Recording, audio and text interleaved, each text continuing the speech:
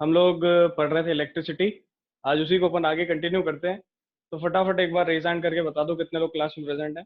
फटाफट raise hand करो। चलिए, तो अब अपन आगे देखते हैं। आगे अपन क्या कर रहे थे, अपन ने चैप्टर के अंदर जो जो मेजर थ्योरेटिकल पोर्शन है उसको कवर कर लिया है। अब हमारी बेसिक अंडरस्टैंडिंग बिल्ड हो, इसलिए अपन क्या कर रहे हैं, मैक्सिमम से मैक्सिमम न्यूमेरिकल क्लास में कर रहे हैं। और उसके बाद मैं आपको असाइनमेंट प्रोवाइड कर रहा हूँ। इसके बाद ऐसा होगा कि आपसे कोई भी क्वेश्चन आप किसी भी बुक का ले आओ, ऐसा नहीं होगा कि वो सॉल्व ना हो। चलिए, तो अपने पास दो न्यूमेरिकल्स बोर्ड पे गिवन है, फर्स्ट एंड सेकंड। पहले फर्स्ट को कंप्लीट करने की कोशिश करते हैं, ठीक है। जितने बच्चे कॉपी पेन लेके बैठे हैं, फटाफट आप इसको खुद से भी सॉल्व कर सकते हो, मैं आपसे आंसर पूछ भी सकता हूँ। चलिए देखिए क्या क्या क्या लिखा हुआ है यहाँ पर। A wire of resistance R, ठीक है। एक वायर है जिसका रेजिस्टेंस कितना है, आर है, कैपिटल आर।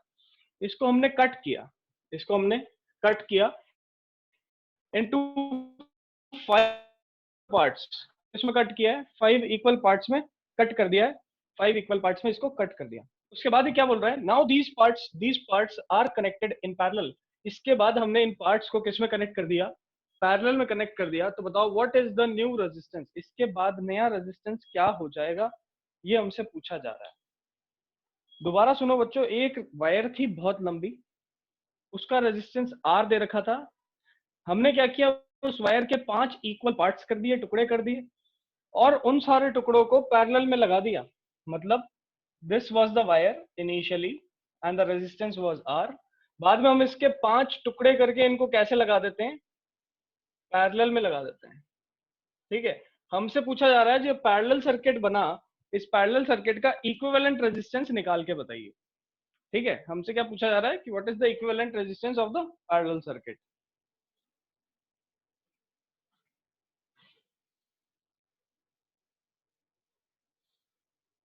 हाँ रोनित, आंसर बताओ। Sir 5 R. 5 are?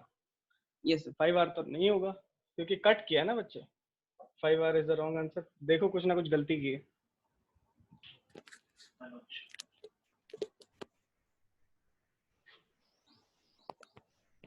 Anuj Arora. Yes sir, 1/R ohm. 1/R? Yes sir. ये भी गलत है। देखिए, चलो देखो कैसे सॉल्व करेंगे इस टाइप के क्वेश्चन को। मान लेते हैं पहले लेंथ कितनी थी, मान लो कि पहले लेंथ, इनिशियल लेंथ इस वायर की क्या, एल थी, ठीक है। मान लिया कि इनिशियली जो वायर अपन को गिवन है उसकी लेंथ कितनी है, एल है। तो बाद में बताओ, बाद में लेंथ कितनी हो जाएगी, जब मैं इसको काट दूंगा 5 इक्वल पार्ट में, तो एक पार्ट की लेंथ कितनी हो जाएगी, L/5 हो जाएगी। भाई खुद सोचो कि अगर ये पेन 1 मीटर का है, मैं इसको बीच में से तोड़ दूं, तो एक पार्ट जो बचेगा वो आधे मीटर का होगा और दूसरे पार्ट भी आधे मीटर का होगा। ऐसे ही इसको याद रखना है कि यहाँ पर मेरे पास जो वायर थी वो L लेंथ की थी। क्लियर? अब मैंने इसको डिवाइड कर दिया 5 इक्वल पार्ट्स में, तो एक पार्ट की लेंथ कितनी हो गई, L/5 हो गई, ठीक है। Now R is equal to क्या था, रो L अपॉन A था। और यहां पर जो नया रेजिस्टेंस बना, वो नया रेजिस्टेंस फॉर, ऐसे लिखेंगे अपन, R डैश फॉर 1 पार्ट, एक पार्ट का रेजिस्टेंस निकाल रहे हैं, तो उसकी वैल्यू होगी R dash is equal to, भाई रो तो वही की वही है क्योंकि मटेरियल तो चेंज हुआ नहीं। लेंथ अब कितनी हो चुकी है, L/5 हो चुकी है, तो L/5 इंटू A। और वी कैन से दैट नया जो रेजिस्टेंस बना वो R/5 बना। क्या बना, R/5। समझ में आया क्या किया अपन ने यहाँ पर? अपन ने किया, अपन ने सबसे पहले तो ये देखा कि what was the initial resistance, और जब इनिशियल रेजिस्टेंस था तो अपन ने लेंथ को कितना मान लिया, L मान लिया। अब क्योंकि अपन 5 इक्वल पार्ट्स कर चुके हैं, तो एक पार्ट की लेंथ अब सेम नहीं रहेगी, कम हो जाएगी। और कितनी कम हो जाएगी, जितने अपन ने पार्ट्स कर दिए, 5 पार्ट कर दिए, तो L/5 अब क्या हो जाएगा, लेंथ हो जाएगा नए वाले पार्ट का। तो नए वाले पार्ट का अपन ने लेंथ निकाल लिया। उसके बाद अपन ने नए वाले पार्ट का रेजिस्टेंस निकाला रो L अपॉन A वाले फॉर्मूले से। तो रो L, L की जगह अपन लिखेंगे L/5 into A will be equal to R/5, क्योंकि रो L/A की वैल्यू तो R थी। तो एक वायर की रेजिस्टेंस कितनी आई, R/5 आया। अब हम जानते हैं कि एक वायर जो है इसका रेजिस्टेंस है R/5, नेक्स्ट का भी R/5, इसके नेक्स्ट का भी R/5, R/5, R/5। क्लियर? इनको अपन अब सॉल्व करेंगे इन पैरेलल, तो इन पैरेलल इनको सॉल्व करने का फॉर्मूला होता है 1/rp is equal to 1/r1 plus 1/r2 and so on up to 1/r5। Clear? Solve करते हैं। यहाँ पर 1/r1 की जगह अपन लिख सकते हैं r/5 plus 1/r/5 plus 1/r/5 plus 1/r/5 and again plus 1/r/5।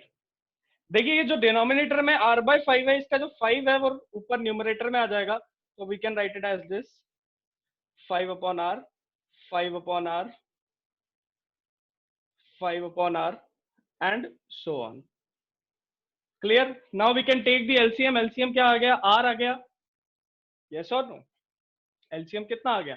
r। और we can say that this is 5 times, this is 5 times 5/r is equal to 1/rp, or we can say that rp is equal to r/25। मतलब जो नया resistance बना equivalent, वो कितना बना? r/25 बना। दोबारा सुनो, ध्यान से सुनो। इनिशियली मेरे पास जो वायर दे रखी है उसका रेजिस्टेंस r है, जब वो पूरी वायर थी। जब अपन ने इस वायर को 5 इक्वल पार्ट्स में काट दिया, जब 5 इक्वल पार्ट्स में काटा, तो ऑब्वियसली जब इसकी लेंथ चेंज हो गई तो रेजिस्टेंस भी चेंज हो गया होगा। कितना हुआ वो अपन को कैलकुलेट करना है। तो देखिए l/5 एक पार्ट का लेंथ हो गया है। l/5 is the length of one part. One part का लेंथ अपन ने निकाल लिया। उसके बाद अपन ने रो l/a वाले फॉर्मूले से नया रेजिस्टेंस निकाला। ठीक है, रो वही की वही है क्योंकि मटेरियल सेम है। लेंथ l/5 हो चुकी है तो l/5 पुट किया, एरिया उतना का उतना है, पुट किया, r/5 वैल्यू आ गई। अब एक रजिस्टर की वैल्यू r/5, पांचों की वैल्यू मिला के कितनी होगी? पैरेलल वाला फॉर्मूला लगाया, आंसर निकाल दिया। Clear? This is the type of question. किस पे बेस्ड है ये? बेस्ड है रो l/a फॉर्मूले पे। Resistance is directly proportional to length and inversely proportional to cross sectional area. इस क्वेश्चन को अपन इस फॉर्मूले से सॉल्व करते हैं। आई होप अब आपको ये समझ में आया होगा। This is the question of your NCERT. NCERT का क्वेश्चन है ये, अच्छा क्वेश्चन है, गुड क्वेश्चन। चलिए now let's do the next question. Next question जो आपके बोर्ड पे इस तरफ राइट हैंड साइड पे दिख रहा है, जितने लोगों को दिख रहा है, क्लियरली विजिबल है, फटाफट सॉल्व करो खुद से, वरना मैं तो आपको सॉल्व कराऊंगा ही।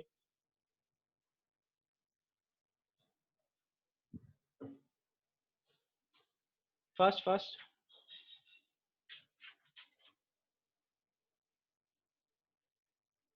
जितने भी बच्चों को कोई भी डाउट आता है आप मुझे व्हाट्सएप कर सकते हैं। मैं व्हाट्सएप पे अवेलेबल हूँ, आप मुझे व्हाट्सएप करोगे, जिस भी टाइम मैं फ्री होऊंगा मैं आपको कॉल कर लूंगा। या तो आप 6 in the evening मुझे कॉल कर सकते हो और मैं उस टाइम आपको जो भी डाउट होंगे वो क्लियर कर दूंगा। ठीक है?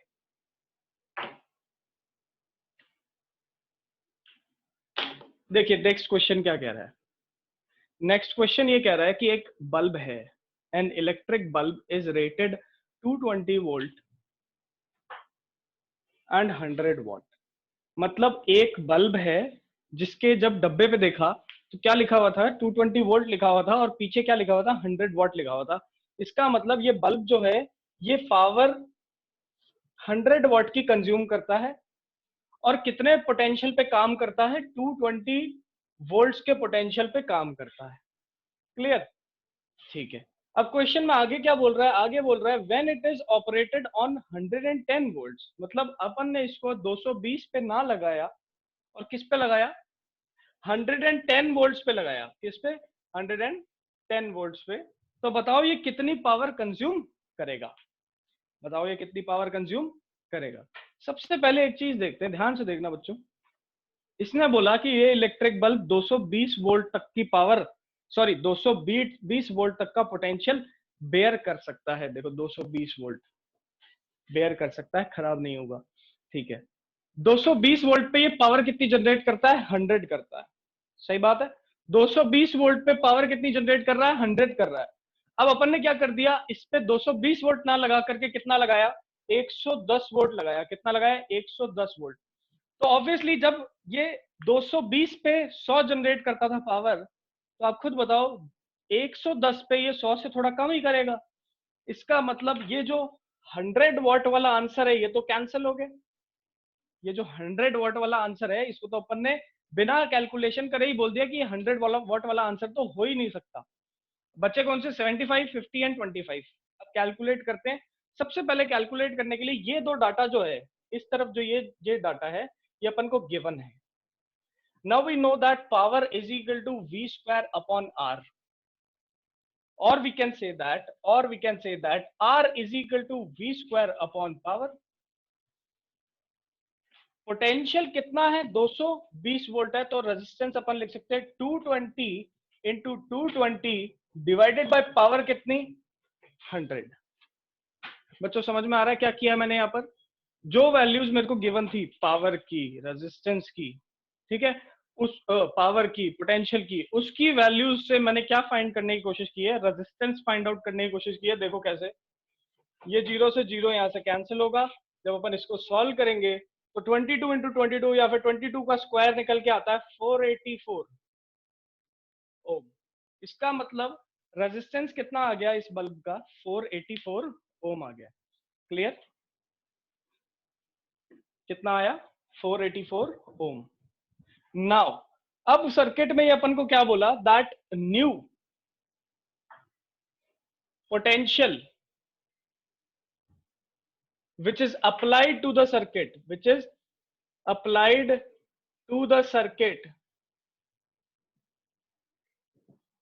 is 110 volts। भाई नया जो पोटेंशियल था वो 110 वोल्ट था।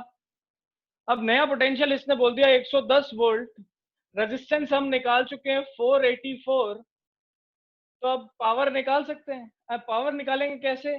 पावर निकालते हैं P is equal to V square by R. V कितना? 110, तो 110 का स्क्वायर कर दिया divided by 484। Clear?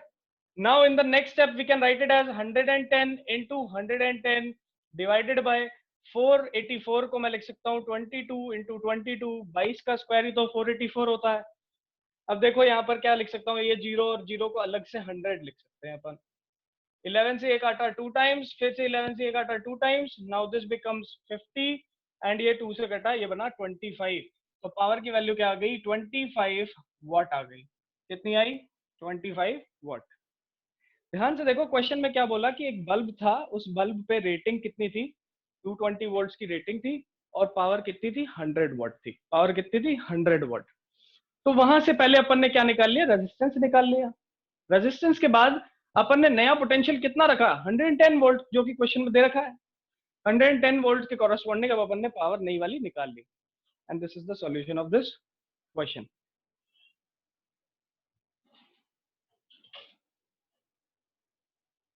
Monish Mathur.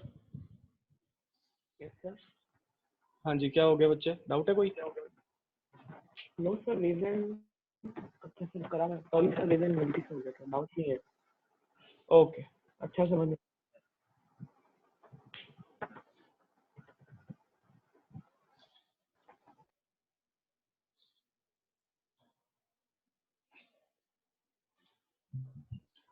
Gautam Pareek. Sir मेरा आंसर तो सर 50 वोट है। 50 वॉट बेटा गलत आया है। चेक करो, आपने कुछ ना कुछ गलती की होगी। मेथड आपके सामने है। सर मैंने power is equals to V multiply I किया है, तो सर ऐसे करंट निकाल के फिर वी मल्टीप्लाई आई वाला फॉर्मूला नहीं कर सकते। क्यों? क्योंकि सुनो ध्यान से देखो, जब सर्किट में 220 वोल्ट पोटेंशियल रहेगा, ध्यान से देखना, अपन ने ओम्स लॉ में एक चीज पढ़ी है। क्या पढ़ी है? कि जब V प्रोपोर्शनल I होता है, इसका मतलब करंट उतना ही फ्लो करता है जितना पोटेंशियल होता है। ठीक है, ये चीज समझो, बहुत इंपॉर्टेंट है। बच्चे यहीं पे गलती करते हैं। करंट जो है कितना फ्लो करेगा किस पे डिपेंड करता है? पोटेंशियल पे डिपेंड करता है। पोटेंशियल पहले 220 वोल्ट से तो आपने करंट निकाल लिया और उसी करंट को 110 वोल्ट पे रख दिया। क्या ये पॉसिबल है क्या?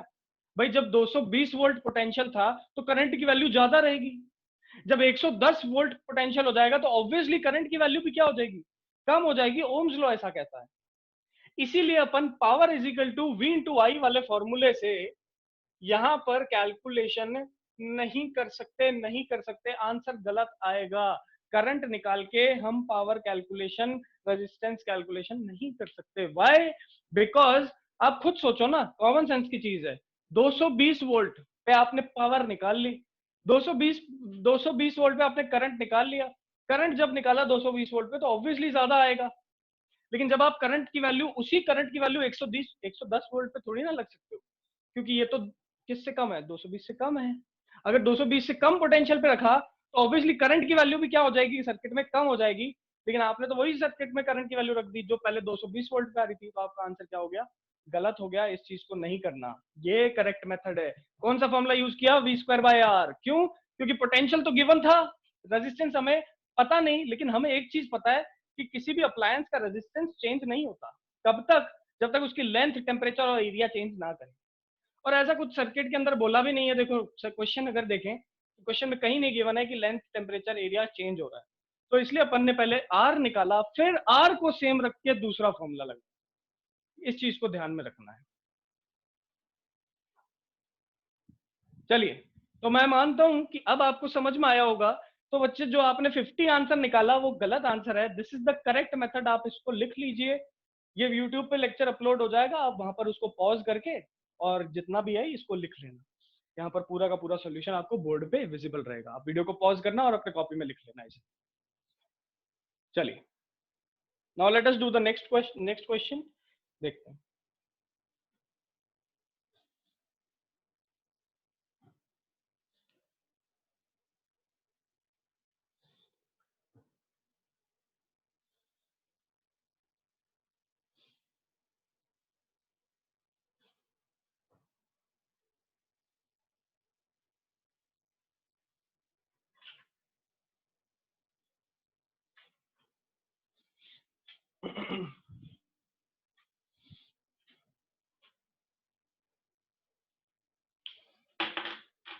Write down next question.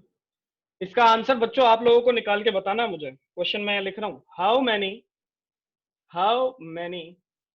176 ohm, how many 176 ohm resistors in parallel are required to carry 5 ampere current on a 220 volt power supply. चलिए बच्चों, सोचो, इस क्वेश्चन को करने की कोशिश करो। ये क्वेश्चन बोलता है कि मेरे पास खूब सारे 176 ओम के रेजिस्टर्स हैं। कितने? 176 ओम के रेजिस्टर्स। इन रेजिस्टर्स को कैसे लगाना है? पैरेलल में लगाना है, ताकि सर्किट में कितना करंट आए, 5 एम्पियर करंट आए, जब पावर सप्लाई कितनी हो, 220 वोल्ट हो। चेक करो बच्चों, इसका आंसर निकालो। 2 मिनट का टाइम देता हूँ, 1 मिनट का टाइम, फटाफट आप लोग मेरे को आंसर बताएंगे। नहीं होगा कोई दिक्कत नहीं, अपन इसको क्लास में सॉल्व करेंगे।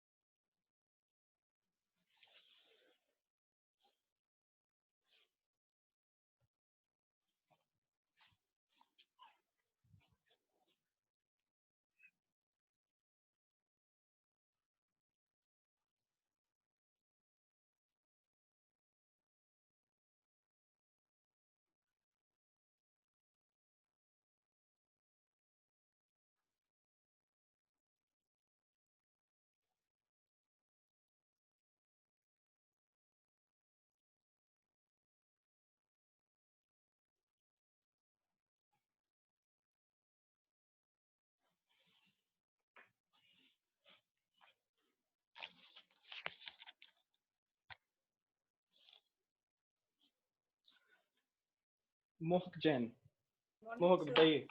Good morning Sir, answer is 4. Answer is 4। Let us Yes, check. sir. Okay,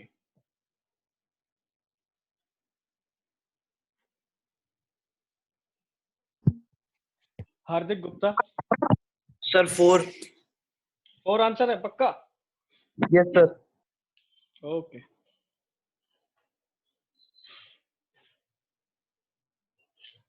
लक्ष्य मोदी, सर 4। चलिए चेक करते हैं, सबका आंसर 4 आ रहा है, वेरी गुड। देखिए अपन को कुछ इस टाइप का अरेंजमेंट लगाना है। मान लेते हैं कि ये 176 ओम वाले रेजिस्टेंस जो थे, 176 ओम वाले रेजिस्टेंस, ऐसे अपन ने एक्स रेजिस्टेंसेस लगा रखे हैं। कितने लगा रखे हैं? एक्स पैरेलल के अंदर, और इनको कनेक्ट कर दिया किससे? एक बैटरी से, और इसके आगे एक एमीटर लगा दिया इस तरीके से। नाउ दिस एमीटर की रीडिंग क्या बोलती है कि 5 एम्पियर रीडिंग आनी चाहिए एमीटर की, एंड 220 वोल्ट की क्या होनी चाहिए? Potential. So we can write it as 220 volts. Clear? 220 volts का पोटेंशियल पावर सप्लाई ने अपन को दिया है यहाँ पर। और साथ ही साथ जब 220 वोल्ट का पावर सप्लाई इस अरेंजमेंट के साथ आता है तो करंट कितना रहता है सर्किट में? 5 एम्पियर रहता है। तो पहले अपन निकाल लेते हैं that if this is the value of potential and current, then what is the value of total resistance in the circuit? So V is equal to IR, and I can be written as V by R. Sorry, R can be written as V by I. Potential is 220, current is 5. We can divide it. Divide करो, यहां से आ जाएगा 44 ओम। कितना आ जाएगा? 44 ओम। इसका मतलब जो भी रेजिस्टेंसेस यहां पर लगे हुए हैं उनका इक्विवेलेंट कितना है? 44 है। उनका इक्विवेलेंट कितना है? 44। नाउ अपन फॉर्मूला लगा देंगे। देखो 1 upon RP is equal to 1 upon R1 plus 1 upon R2 and so on up to x times. क्योंकि हमने क्या माना कि यहाँ पर कितने रेजिस्टेंस लगे हुए हैं? x लगे हुए हैं। चेक कर लेते हैं, अब चेक कर लेते हैं, देखो ध्यान से। यहां पर अपन लिख सकते हैं 1 upon 44 is equal to 1 upon 176 plus 1 upon 176। कितने टाइम्स? x times. अब किसी चीज को x टाइम ऐड करो तो x टाइम्स मल्टीप्लीकेशन में आ जाता है, ये ऐसे हो जाएगा 144 is equal to x upon 176। Now अपन इसको सॉल्व कर देंगे। सॉल्व करेंगे, क्या वैल्यू आएगी? x की वैल्यू आएगी 176 डिवाइडेड बाय 44। इसको काट सकते हैं अब अपन। किससे? 11 से। 11 से काटेंगे, ये बनेगा 4 टाइम्स। ये ऊपर क्या बन रहा है? 16। फिर 4 से 16 काटेंगे, ये बनेगा 4। तो x की वैल्यू कितनी आ गई? 4 आ गई। x की वैल्यू 4 आ गई। बिल्कुल सही आंसर बताया बच्चों।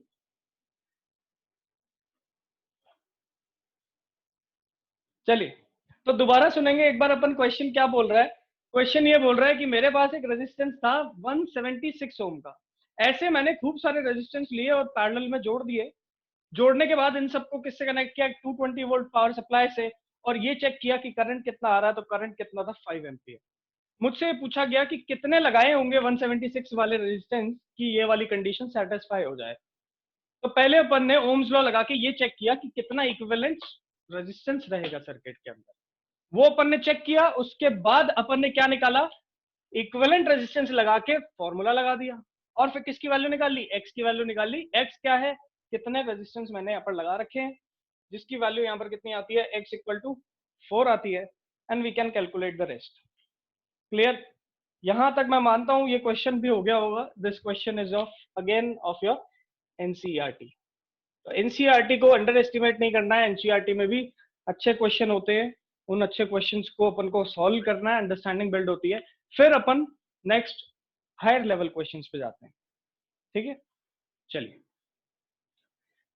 वैसे हम इतना डिस्कस कर चुके हैं कि आप अगर 12th क्लास के भी क्वेश्चन करना चाहो करंट इलेक्ट्रिसिटी, तो वो भी अपन क्लास के अंदर सॉल्व कर सकते हैं। अगर किसी बच्चे को करना हो तो मुझे व्हाट्सएप पे अप्रोच कर सकता है, कोई दिक्कत नहीं। क्लास के अंदर हम सिर्फ अपनी क्लास से रिलेटेड ही पढ़ेंगे।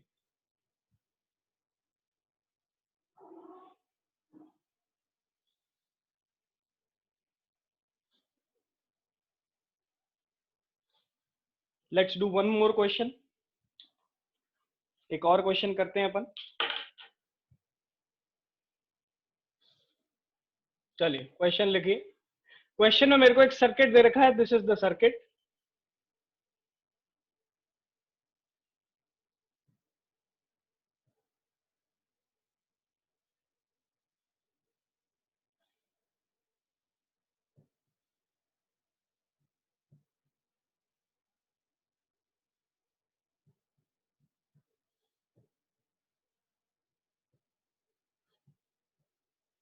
This is a circuit. In this circuit, there is a 10-volt battery. There are 3 resistances: 2 ohm, 4 ohm, and 8 ohm. Calculate the net power. Question is calculate the net power of the circuit. Power of the circuit. Calculate करिए फटाफट. Answer बताइए.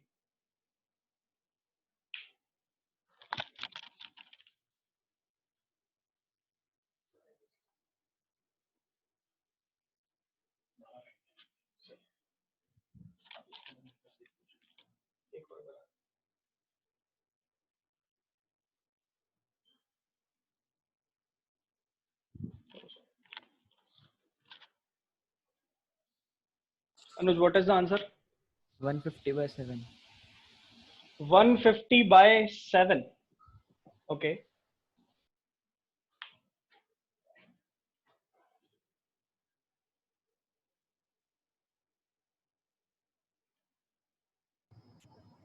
Varun Bajaj. Sir, 150 by 7. Same answer. Yes, Okay. sir. Sharad Godara. Sir, 150 by 7. Okay, very good. Same answer.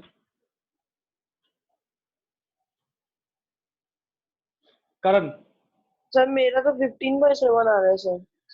15 by 7 या 150 by 7? नहीं sir मेरा तो 15 by 7 ही आ रहा है. क्या मेथड यूज किया बच्चे आपने, ये बताओ.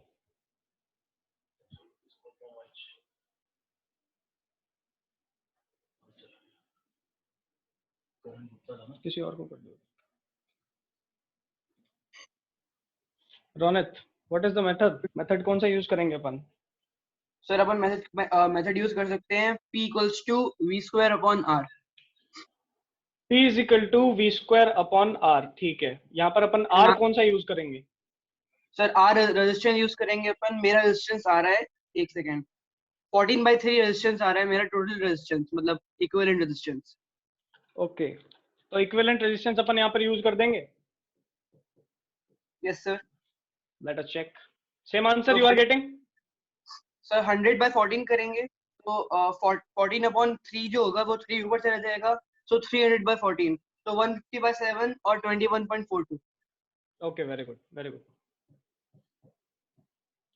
So our question is that in this question we have to calculate what is the net power in the circuit.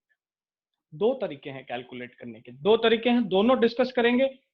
अपने दिमाग में ये रहना चाहिए कि हाँ ऐसे भी किया जा सकता है और ऐसे भी किया जा सकता है. देखते हैं दोनों तरीकों को और फिर आगे चलते हैं. फर्स्ट तरीका जो रोनित ने हमें बताया, उसके अकॉर्डिंग अपन क्या देख रहे हैं यहाँ पर कि पावर का फॉर्मूला क्या होता है. पावर का फॉर्मूला होता है V स्क्वायर बाय R, और R की जगह अपन R इक्विवेलेंट पुट करेंगे तो ऑब्वियसली पूरे सर्किट की बात कर ली और पूरे सर्किट की बात करिए तो पावर जो आएगी वो क्या आएगी? नेट आएगी. This is to be remembered. अगर पूरे सर्किट में नेट रेजिस्टेंस देख लूंगा तो पूरे सर्किट की नेट पावर निकल आएगी. याद रखने की बात.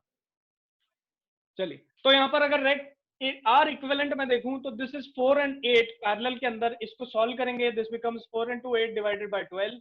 This is 8 by 3 and 8 by 3 इसका इक्विवेलेंट आया 8 by 3.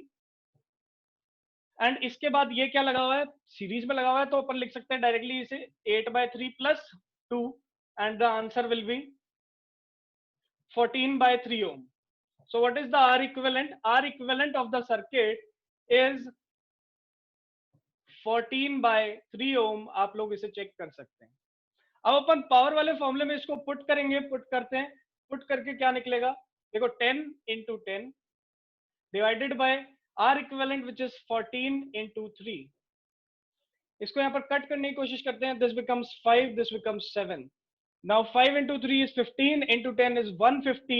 So this can written as 150 divided by 7 is the correct answer. Clear?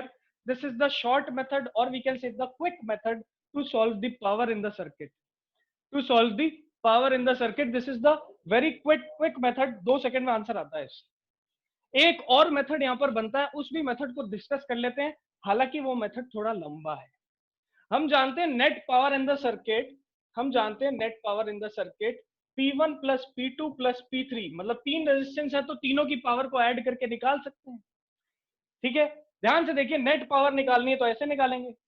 अब अपन P1 के लिए ऐसे लिख सकते हैं V1 इंटू I1, P2 के लिख सकते हैं V2 into I2 and P3 के लिए लिख सकते हैं V3 इंटू I3।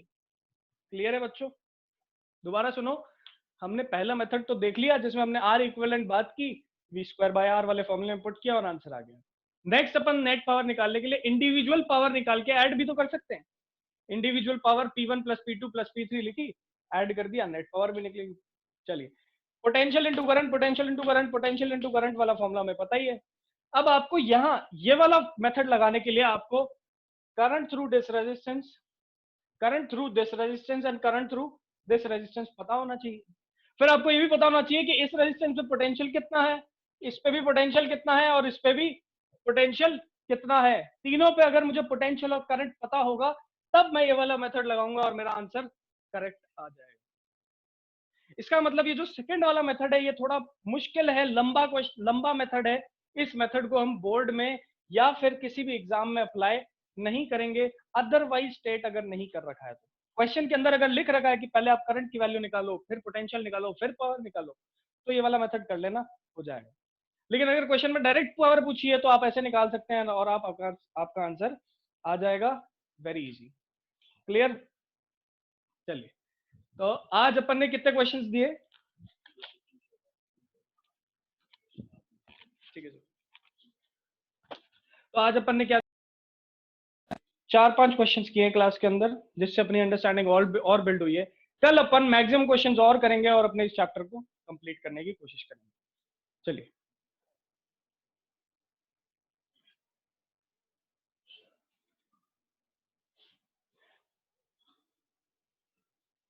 अपेक्षा, आपने हाथ खड़ा किया था, बताइए। Good morning sir. Good morning sir वो तो मैं आंसर बता रही थी। अच्छा, आंसर बताना था क्या? चलो कोई नहीं, ओके। हाँ ओके सर।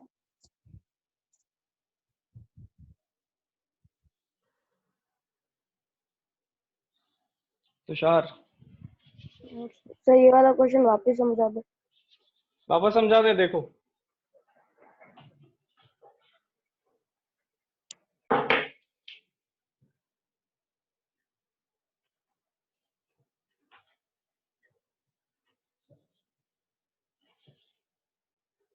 देखिए, ये मेरे पास सर्किट गिवन है।